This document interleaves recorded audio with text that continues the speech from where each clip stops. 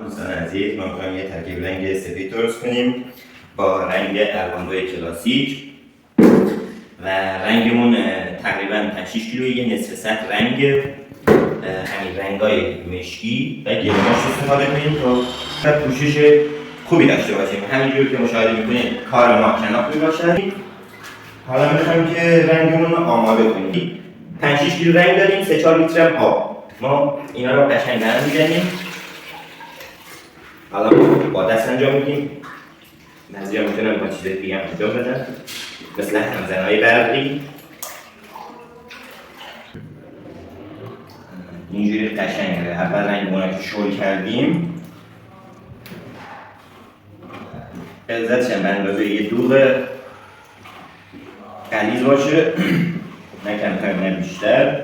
ما از قبل رنگ مشکی و گلماش رو توی یه قوطی آب معدنی کوچیک ریختیم، با یه نصف لیوان آب قشنگ برهم می‌زنیم اول تا حل بشه. به ازای هر یه سطح رنگ آماده 2 قطره مشکی، 2 قطره رنگ گلماش اضافه می‌کنیم.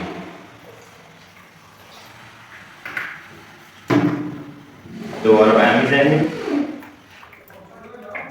اینجور که مشاهده می‌کنید رنگی که به دست اومد تقریبا یه توسی ملایمه.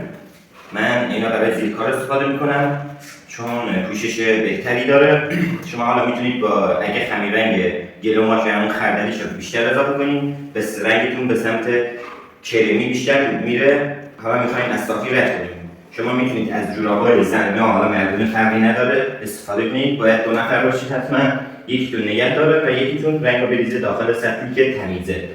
ما از قبل شستیم آماده کردیم. به این صورت شما میتونید رنگتون رو صاف کنید.